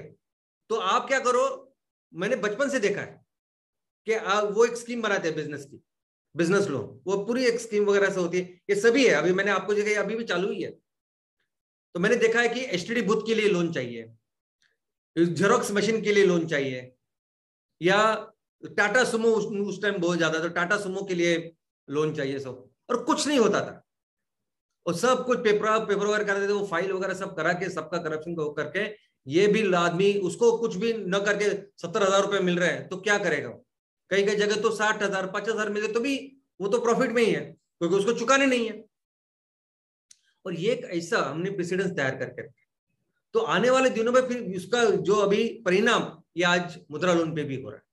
तो दोस्तों इस चीज को बदलना होगा, क्योंकि आज बहुत सारे लोग ऐसे हैं कि जो इस अच्छी चीज से वंचित है, जिससे परिस्थिति हम लोगों ने बना के रखी है, जैसे अनुभव है बैंकों का और सबका, कि आजू बाजू ऐसा है कि लोग बिजनेस के ऊपर ध्यान ही नहीं देते, उसके नाम पे बाकी कुछ अलग चीजें करते। और इसलिए जो जेन्युइन लोग हैं, जिनको एक्चुअली बहुत मदद हो सकती है, ये लोग आज इससे वंचित है। तो इस बैंक के ऊपर आप अभी आज की तारीख में बहुत सारे चैलेंजेस भी हैं। हमारी जो पूरी बैंकिंग सिस्टम हमारे भारत की है, सबसे बड़ा चैलेंज अगर कुछ है वो है एनपीए का। यानी एनपीए यानी क्या? नॉन परफॉर्मिंग असेट्स, यानी ऐसे पैसे जो बैंक ने दिया है किसी को और अभी कुछ परफॉर्मेंस नहीं कर रहे हैं, कुछ उसका इंटरेस्ट नहीं आ रहा है, कुछ नहीं आ रहा है, और वो डूब गए हैं। और ऐसे अगर आप ग्लोबल परिस्थिति देखोगे तो हम भारत का जो नंबर है 137 देश की तुलना में, अभी यही रिसेंट रिपोर्ट है कि 137 देशों में बैंकिंग की जो व्यवस्था है, और सबसे ज्यादा एनपीए किसका है उससे करके थोड़ा थोड़ा करके जो है, तो उसमें से हमारा नंबर 33वां है। हमारे ऊपर जो 32 देश है वो सब छोटे छोटे छोटे देश है, बड़े देश नहीं। तो सिर्फ एक देश बड़ा है, हम दूसरे वर्स्ट बैंकिंग ये पूरे ऐसे चीजों में, और हमारा एनपीए पूरे दुनिया में 10.3 इतना ही है, जबकि ग्लोबल एवरेज 5.8 है। लेकिन मैक्सिमम जो देश जो अच्छी तरह से इकोनॉमी है उनकी, उनका तो 1%, 1.5-2% से सब कमी है। चाइना का भी अगर आप देखो ना, चाइना का भी 1.7% है, और हमारा इतना सारा पैसा है। देखो 10.3%, इसका मतलब वो पूरा जो पैसा आज बैंक ने दिया है वो डूब गया है। और वो पैसा किसका है? वो भी लोगों का ही पैसा है। वो पैसा अदरवाइज अच्छी तरह से यूज करें तो देश के अच्छी चीज के लिए काम आता था। अब ये कोऑपरेटिव का भी, इसका प्रमुख कोऑपरेटिव का तो इतना बड़ा, मैंने आपको बताया कितना बड़ा ढांचा है। अगर जरूरत पड़े तो एक किसान, एक खेडूत ऐसा नहीं रहे कि जिसको पैसा नहीं मिलेगा। ऐसी रचना है अपने पास इतने सारे ब्रांचेस, इतना सारा बैंकिंग सेक्टर, और सबको बताया, सबको ये भी किया है अग्रक्रम क्षेत्र, प्रायोरिटी लेंडिंग कि आपको कंपलसरी देना है। तो इतना सब होने के बावजूद भी क्यों नहीं हो रहा है? क्यों किसानों को वो उपलब्ध जो फाइनेंस चाहिए वो नहीं मिल रहा है? क्योंकि ये पूरा जो ढांचा बनाया है ना सहकारी बैंकों का, इस पे घुस चुकी है वो राजनीति। जहां जहां सहकारी चीजें हैं, जहां जहां लोग बहुत सारी संख्या में आते हैं और बिजनेस करने की कोशिश करते हैं, शुरुआत तो हुई अच्छी। इनफैक्ट ये सहकारी मूवमेंट ही है कि जिसकी वजह से हमें आजादी मिली। ये सहकारी की शुरुआत कब हुई? जब अंग्रेजों के खिलाफ हम लोग सब इकट्ठा आए। हमारे भारत में सबसे पहला जो सहकारी एक्ट बना वो 1904 में, 1904 में बना, और उसके बाद ही सहकारी संस्था की शुरुआत हुई। तो सहकारी एक बहुत अच्छी ताकत है कि जिसके वजह से हमने अंग्रेजों को खड़े दिया और इतना अच्छा काम किया, और आजादी के बाद भी अच्छा काम कर रहे थे। लेकिन बाद में ये सब चीजें हो गई पॉलिटिक्स के केंद्र, राजनीति के केंद्र बन गए। हमने देखा कि कैसे शुगर फैक्ट्री के साथ हुआ। अच्छे अच्छे बिजनेसेस, शुगर फैक्ट्री हो, चाहे सूत गिरनी हो, उससे लेके अभी ये जो बैंकिंग सिस्टम, ये पूरी बैंकिंग सिस्टम खराब हो गई इस राजनीति की वजह से। क्योंकि लोग चुन के किसको देते हैं? अर्थतज्ञ को नहीं देते, राजनीति वाले को देते हैं। तो राजनीति वाला कोई बैठता है वो जिला सहकारी बैंक का अध्यक्ष होता है, राजनीति वाला कोई होता है वो राज्य सहकारी बैंक का अध्यक्ष होता है, और फिर वो क्या करता है मैं मुझे बताने की जरूरत है, ये रिजल्ट आपके सामने। 34 सहकारी राज्य सहकारी बैंक, 351 जिला सहकारी बैंक। अभी इनके अगर आप देखोगे कर्जे एनपीए, तो पिछले साल 35,000 करोड़ से ज्यादा डूब गया है राज्य जिला सहकारी बैंक, डिस्ट्रिक्ट कोऑपरेटिव बैंक का। अर्बन जो नागरिक सहकारी बैंक है उसमें से भी 11.3, 35,000 करोड़ से ज्यादा करोड़ डूब गए हैं एनपी के। एक साल की बात कर रहा हूं। गवर्नमेंट बैंक में तो क्या, आपका बॉस कौन है उनके पास, गवर्नमेंट में जहां दूसरे डिपार्टमेंट में आप जो देखते हो वैसे ही होता है। ये भी गवर्नमेंट का ही डिपार्टमेंट है, गवर्नमेंट की बैंक है। स्टेट बैंक ऑफ इंडिया का देखा आपने, 25,000 से ज्यादा एक साल में उनका एनपी है, और ये पहले 10 है। और इसके अलावा ये फ्रॉड प्राइवेट बैंकों में भी, ऐसा नहीं कि सिर्फ गवर्नमेंट के, तो प्राइवेट बैंक में ही। लेकिन नुकसान कितना हो रहा है? पिछले साल 1,38,000 करोड़ हमारे डूब गए हमारे देश के बैंकों से। उसके पहले तो 1,25,000 करोड़। दोस्तों इसकी वजह से ये है ना कि जब ये बड़े बड़े इंडस्ट्रीज को पैसा देना होता है ना, और उनको चाहिए पेपर्स, सरकारी काम है तो उनको क्या लगता है पेपर्स। तो बहुत बार तो ये ऊपर बैठे हुए जो बड़े बड़े लोग हैं वो तो सामने वाला जो भी पेपर बनाए उसको एक्सेप्ट करता है। इंटरनल कोई ऐसा देखता ही नहीं, स्क्रूटिनी की नहीं सच्ची में है कि नहीं। नीचे छोटे छोटे ब्रांच में 50,000 20,000 का लोन नहीं देते आप, और वहां तो एकदम बहुत बड़ा कुछ रिपोर्ट बना के दिया तो भी देते, और बड़े बड़े इंडस्ट्रीज को बड़े बड़े लोन देते हो। और एग्रीकल्चर को रेमसेमिंग जी जो सबसे इंपॉर्टेंट हमारा क्षेत्र है, जिसके ऊपर बहुत ज्यादा ध्यान, बहुत अच्छा काम होना चाहिए, कृषि, उसका अगर एनपीओ देखो तो सबसे ज्यादा 17.4% सबसे ज्यादा अगर एनपीए कही है तो कृषि में है। पिछले साल 1,36,000 करोड़ इतना कृषि और बाकी एमएसएमई में चला गया, जिसमें से गवर्नमेंट बैंक का 1,15,000 है, प्राइवेट बैंक का 18,900। दोस्तों क्या है कि इस सभी बैंकों के ऊपर प्रेशर होता है, प्रेशर है ना, टारगेट्स होता है कि आपको कृषि को ये सब करना है, क्योंकि डेवलप तो होना चाहिए। और नीचे करने के लिए फिर उनको वो जो सही किसान है वो उनके उस क्राइटेरिया में बैठते नहीं, और वो ऐसे लोगों को शायद लोन देते हैं जो उनको फर्क नहीं पड़ता, वापस दे नहीं करे। और किसी किसान ने अगर लिए भी पैसे तो भी वो आगे उस पैसे को जो फसल आती है उसके आगे क्या करे, तो उसको पैसे नहीं मिलते, वो चुका नहीं पाता लोन। उसके अलावा अनइक्वल बैंक इंक्लूजन है, यानी कई जगह पे बहुत अच्छे बैंकिंग है, कई जगह तो बैंकिंग ही नहीं है। नॉर्थ ईस्ट रीजन है, और अनेक जहां पहाड़ी प्रदेश है, जहां हमारे आदिवासी सबसे दुर्बल घटक जहां रहते वही बैंकिंग अच्छी नहीं जहां से होनी चाहिए। और बहुत बार अभी तो शहरों में क्या होता है कि पैसा वापस मिलना चाहिए, इसलिए वो अन्न उत्पादक जो सेक्टर्स है उसके लिए भी लोन देते हैं। एग्रीकल्चर जैसे कि उत्पादक है जैसे श्वेत क्रांति में हुआ कि अगर आप पैसा दोगे तो वो उससे बढ़ेगा पैसा, लेकिन जहां नहीं बढ़ेगा ऐसे भी जहां हम लोग पैसे दे रहे हैं। और इन सबका परिणाम ऐसे हो रहा है कि एग्रीकल्चर और रूरल विकास, जो ग्रामीण विकास है, उसको जितना चाहिए उतना पैसा नहीं मिलता। और उनको पैसा दिया भी तो भी उनका जो इंफ्रास्ट्रक्चर चाहिए, इंफ्रास्ट्रक्चर, वहां इन्वेस्टमेंट नहीं हो रही। आप प्याज के लिए कर्जा दे रहे हो, लेकिन प्याज को सुखाने, प्याज को जो स्टोर करने की जो चीज है, व्यवस्था है, उसके लिए ही पैसा नहीं। और कौन डालेगा पैसा, बताइए आप? किसान क्या करेगा? किसान इंफ्रास्ट्रक्चर में तो पैसा नहीं डाल सकता। किसान अपनी खेती करेगा और माल तैयार करेगा, लेकिन इंफ्रास्ट्रक्चर, वो स्टोरेज, लॉजिस्टिक, उसमें कैसा पैसा डालेगा वो किसान? ना कोई कंपनी ऐसी आती हो जो बोलती है चलो मैं उसका काम कर दे, आप ये काम करो, ऐसा नहीं है कोई। और इसीलिए बहुत इंपॉर्टेंट भूमिका है आने वाले दिनों में एमसीएल की। जो इन्वेस्टमेंट आज जिस जिस जगह पे नहीं हुआ उसमें एमसीएल इन्वेस्ट करने वाला है। दोस्तों, सॉल्यूशन क्या है इसका? तो सॉल्यूशन ये है कि बैंक कंपलसरी है। अगर हमें देश को लेके जाना है, हमें किसी भी क्षेत्र का विकास करना है, तो बैंक कंपलसरी है। और ये एक बहुत बड़ी ताकत भी है। बैंक जो सेवाएं दे सकती है, वो बड़ी ताकत है किसी भी देश के लिए, किसी भी प्रदेश के विकास के लिए। और ये ताकत का सही उपयोग होना चाहिए। लेकिन बैंक का प्रॉब्लम है क्रेडिबिलिटी नहीं है। कौन रिस्पॉन्सिबिलिटी?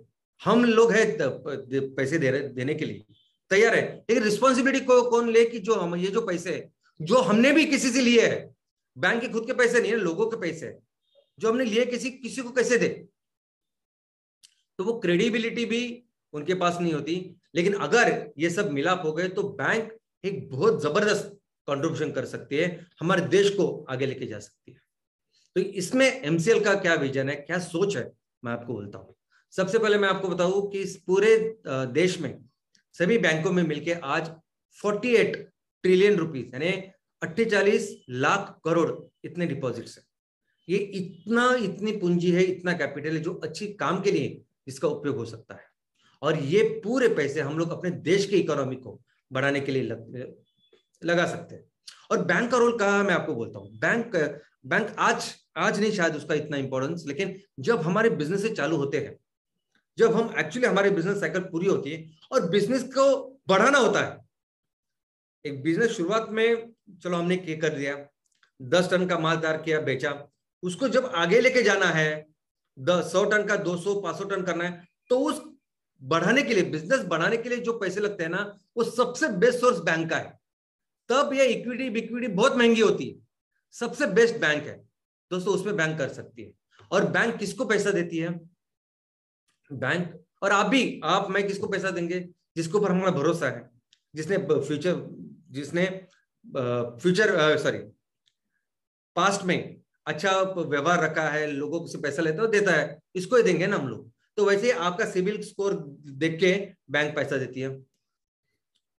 तो सिविल स्कोर यानी क्या कि ये ट्रस्ट और कॉन्फिडेंस तैयार करना कि अगर आपने मुझे पैसे दिए तो मैं आपको दूंगा।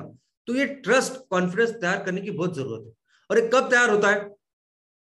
जब, अगर मैं सिर्फ बैंक की बात करूं, बिजनेस की बात करूं, तो आज अगर मैं बिजनेस कर रहा हूं, हर दिन माल तैयार कर रहा हूं, हर दिन माल बेच रहा हूं, मेरी बैलेंस शीट अच्छी है, मेरा रेवेन्यू अच्छा है, मेरा प्रॉफिट बहुत अच्छा हो रहा है, ये सब कुछ अगर मैं कर रहा हूं और मैं दिखा रहा हूं, तो बैंक को गारंटी की देखो पिछले 3 साल में उन्होंने कितना अच्छा धंधा किया है, कितने बिजनेस को बढ़ाया है। और फिर बैंक आपके लिए सदैव खड़ी है आपको मदद करने के लिए। तो ये कब होगा? जब हम लोग परफॉर्म करेंगे और करेंगे। लेकिन आज भी ये ट्रस्ट हम लोग तैयार कर सकते हैं, आज भी कर सकते हैं ना। देखो अल्टीमेटली ये सच्चाई और ईमानदारी है ना, उसकी जरूरत है। ये बाकी फ्रॉड करने वाले हमने देखा, आजू बाजू बहुत सारे लोग हैं, छोटे से लेके बड़े से सब देखा हमने। कोई तो ऐसा होना चाहिए ना जो राइट एक अच्छे मकसद के लिए खड़ा हो, जो अच्छा कुछ काम करना चाहता है देश के लिए, गांव के लिए। और इसलिए जरूरी आज भी वो विश्वास हम लोग तैयार कर सकते हैं। और उसका बहुत अच्छा तरीका है ये सैटरडे सेशन। हम लोग हमारे देश को, हमारे गांव को सुजलाम सुफलाम करना चाहते हैं। ऐसे हम लोग हर हफ्ते ये कहना चाहिए। और MCL is all about organizing people. देखो एमसीएल क्या कर रहा है? एमसीएल एक प्लेटफॉर्म तैयार कर रहा है, जिस प्लेटफॉर्म के ऊपर सभी लोग, सभी किसान, सभी जो स्टेक होल्डर इकट्ठा आए और अपने देश के लिए काम करें। गांव के लिए काम करे, किसानों के लिए काम करे, और इस सभी रिसोर्सेज को ऑर्गेनाइज करके उसको बेहतर उसका उपयोग करेंगे, यही हमारा मकसद है। और हमने जैसा देखा कि अगर हर तहसील में 15,000 मेंबर अगर आप तैयार कर रहे हो जो ग्रेट विजन और मिशन के साथ काम कर रहे हैं, तो दोस्तों एक बहुत बड़ी ये उपलब्धि है, ये बहुत बड़ा विश्वास है कि जिसके साथ बहुत कुछ हम लोग आने वाले दिनों में कर सकते हैं। हम लोग वो ट्रस्ट बना सकते हैं जो जिनको जरूरत है वो, और ये जो पूरा बैंकिंग सिस्टम है वो, क्योंकि बैंक को भी चाहिए ना अच्छे कस्टमर्स। अगर बैंक किसी को लोन देगा नहीं, कर्जा देगा नहीं, तो बैंक वैसे भी डूबनी है। फिर बैंक ने जिनसे पैसे लिए हैं उनको ब्याज देना है, तो बैंक अगर लोन ही नहीं देगी तो चलेगी नहीं, बैंक बंद करनी पड़ेगी बैंक। तो बैंक को भी चाहिए अच्छे कस्टमर्स, और दूसरी जगह लोगों को भी चाहिए कि बैंक उनको जरूरतों को समझे और उनको जरूरत पड़ने पर मदद करे, और इन दोनों का एक अच्छा मिलाप कर सकती है एमसीएल। एक अच्छा ट्रस्टेड पार्टनर दोनों बाजू से हो सकती है एमसीएल। और जो कर रहे हैं आप, ऐसा नहीं मैं भविष्य की बात कर रहा, आपने किया है अभी आपके तहसील में, आपके गांव में, ग्राम पंचायत में, आप जो भी कर रहे हैं ये वही काम है दोस्तों। और सबसे बड़ा रोल अगर इस पूरे व्यवस्था में किसका है, तो वह है एमवीपी। जैसे मैंने आपको बताया कि कैसे प्राथमिक कृषि पथ पुरवठा केंद्र सबसे इंपॉर्टेंट है, वैसे हमारे पूरे इस मिशन में अगर कुछ सबसे ज्यादा इंपॉर्टेंट है वो है हमारा एमसीएल विलेज प्रोजेक्ट, ग्राम पंचायत लेवल का प्रोजेक्ट, जो अपने ग्राम पंचायत के हर घर में या अपनी जो खेती बाड़ी है उसके हर इंच के ऊपर ज्यादा से ज्यादा बिजनेस करके उससे आउटपुट निकालेगा, लोगों की इनकम बढ़ाएगा। और जैसा हमने देखा कि इस फैमिली में हर कोई एंटरप्रेनर है। हमारे जो 15,000 मेंबर है ये सभी उद्योजक है जिनको क्या करना है, बिजनेस करना है। जो इस बिजनेस, जो एमसीएल का जो प्लेटफॉर्म है, इसके ऊपर ये जो बिजनेसेस है इसको लेके अपना इनकम बढ़ाओ, और आपको जो कुछ चाहिए, जो भी जरूरत है, वो जरूरत को पूरा करेंगे एमवीपी, एमसीएल विलेज प्रोजेक्ट। तो दोस्तों इसमें एमसीएल ट्राइपार्टेट एग्रीमेंट का काम कर सकती है। अगर आपको पता नहीं तो मैं बताता हूं कि बैंक को अगर जरूरत पड़े कि ये हम लोग किसानों को मदद करे तो कौन खड़ा रहेगा, तो एमसीएल खड़ा रहे। एक गारंटी बोलते हैं ना कि एमसीएल गारंटी लेती है इन सब की चीज की, अगर इन्होंने किया तो हम लोग दे देंगे आप। तो अगर ऐसे ट्राइपार्टेट एग्रीमेंट हम लोगों ने किया तो ये सभी कुछ बहुत ही अच्छा, आसान, सिंपल हो जाएगा, बेहतर हो जाएगा। और ये पूरी जो जमा पूंजी है, ये जो बहुत बड़ी ताकत है बैंकों की, ये पूरी हमारे देश सेवा में लग जाएगी। और दोस्तों सिर्फ हमारे देश की बात नहीं, अंतरराष्ट्रीय लेवल पे भी अभी ये जो वित्तीय संस्था है, बैंक है, उनको ऐसे बिजनेसेस की जरूरत है जो अभी आने वाले दिनों में सस्टेनेबल बिजनेसेस दे, सस्टेनेबल आउटपुट दे, प्रोडक्ट्स दे, और इसमें अच्छा काम करने वाली है एमसीएल। एमसीएल आने वाले दिनों में अंतरराष्ट्रीय लेवल पे एक ऐसा सोर्स रहेगी, एक ऐसा डेस्टिनेशन रहेगी कि सभी वित्तीय संस्था भी कल जाके हमारे यहाँ आएंगे और पूछेंगे कि हमारा ये पैसा लो और अच्छी चीज के लिए आप लगाओ। और दोस्तों जिस तरीके से आप काम कर रहे हो, ये काम अभी होने वाला है। हम फिर से मिलके हमारे देश को, हमारे देश की इकोनॉमी को दुनिया की सबसे बड़ी इकोनॉमी बनाने वाले हैं। बस आप जो काम अभी कर रहे हैं वो काम करते हैं, पूरा फोकस हमारे इस किसानों के ऊपर, हमारी खेती के ऊपर रखते हैं, हर तहसील को एक सुजलाम सुफलाम राज्य बनाते हैं जिस राज्य का राजा एक ही होगा और वो है हमारा किसान। धन्यवाद। Thank you.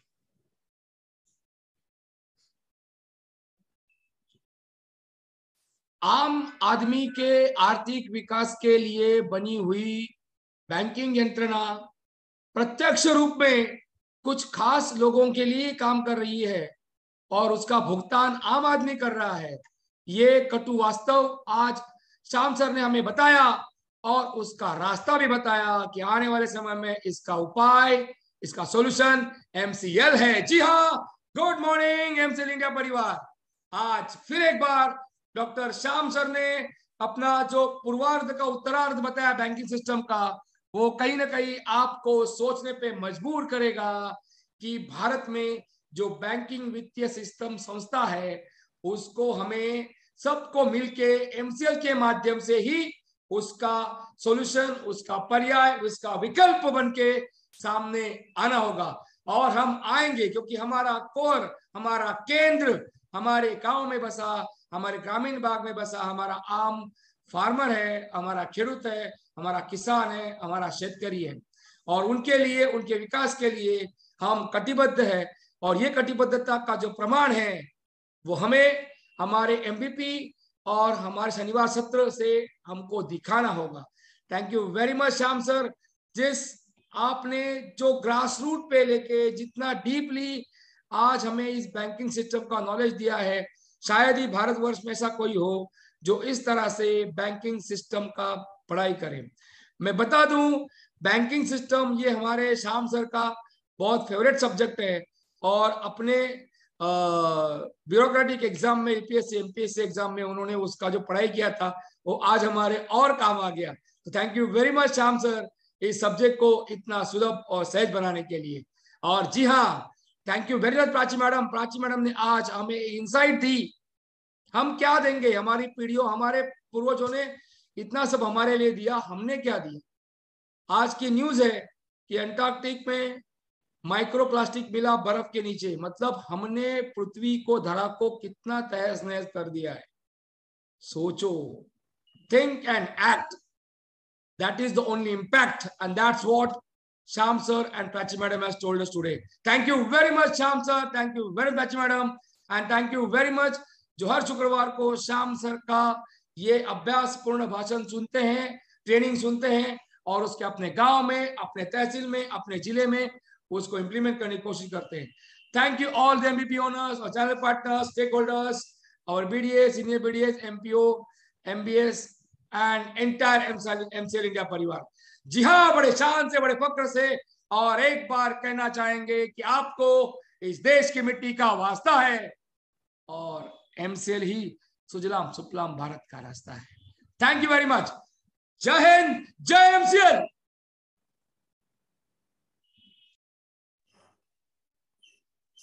Thank you very much, Dr. Lavesh sir, and thank you very much, Prachi madam, for again sharing that wonderful insight कि जी हाँ, हजारों साल पहले बना वो प्राचीन मंदिर आज भी इंजीनियरिंग का एक जबरदस्त नमूना है। So that is really wonderful, and यही बात दिखाती है कि भारत कितना प्रगतिशील था तब भी, और आज भी हम उस प्रगति के राह पर चल सकते हैं। सिर्फ हमें अपने काम में थोड़ा सा बदलाव लाना जरूरी है, और यही बात आज के इस सेशन से हमें बताई डॉक्टर श्याम सर ने। जी हाँ, thank you very much doctor Shyam sir. जो बातें आपने आज हमें बताई है कि बैंकिंग व्यवस्था में जो मूलभूत बदलाव है वो कैसे ला सकते हैं, और एमसीएल किस प्रकार से हमारे इस सारी फैमिली के स्टेक होल्डर्स के पीछे खड़ी हो सकती है, और ये बदलाव अगर हम लाए तो वो दिन दूर नहीं जब हम फिर एक बार इस देश को दुनिया की सबसे बड़ी इकोनॉमी हम फिर से बना सकते हैं, और उसमें अहम हिस्सा निभाएगा हमारा किसान। जी हाँ दोस्तों, किसान ही है जो ये सारी चीज कर सकता है। डॉक्टर श्याम सर बार बार, हर बार हमें यही बातें सिखाते हैं, बताते हैं, और इसीलिए डॉक्टर श्याम सर, मैं आपका दिल से धन्यवाद अदा करता हूँ, and I really thank you on the behalf of entire MCL family. जो बातें, जो इंसाइट्स आप देते हैं उससे हमें कई सारी नई सीख मिलती है, और हमें काम करने का वो जज्बा भी मिलता है। शुक्रिया दोस्तों। मैं आप लोगों को रिक्वेस्ट करना चाहता हूं कि चैट बॉक्स में आपको एक लिंक शेयर की गई है, कृपया इस लिंक के ऊपर जाइए और आपका फीडबैक हमें शेयर कीजिए। याद रखिए, आपका फीडबैक हमारे लिए बहुत बहुत बहुत जरूरी है। जी हाँ दोस्तों, और इसी के साथ मैं शुक्रिया अदा करना चाहूंगा हमारे सारे प्राइम बीडीएस, हमारे सारे एमपीओ, एमबीएस, और हमारे सारे एमवीपी, चैनल पार्टनर्स, और साथ ही साथ हमारे सारे स्टेक होल्डर्स। जी हाँ दोस्तों, पूरे भारतवर्ष में फैले हमारे सारे स्टेक होल्डर्स जो तन मन धन के साथ यकीन रखते हैं एमसीएल में, एमसीएल के विजन में, एमसीएल के मिशन में, और जुड़े रहे। तो दोस्तों इसी प्रकार से जुड़े रहिए। जो बातें आपको श्याम सर ने बताई है कि एक ही चीज जो हमें आगे चलकर कामयाब कर सकती है, that is the Saturday session. जी हाँ दोस्तों, इसे चालू रखिए, फिर मिलेंगे अगले शुक्रवार। तो दोस्तों, मैं आपका होस्ट मंगेश शेलार ये रिक्वेस्ट करता हूं कि आप अपना, अपने परिवार का और पूरे एमसीएल परिवार का सेहत का ख्याल रखिए, और इसी के साथ ये घोषित करता हूं कि आज का ये वेबिनार, आज का ये ट्रेनिंग प्रोग्राम यही समाप्त हुआ। धन्यवाद।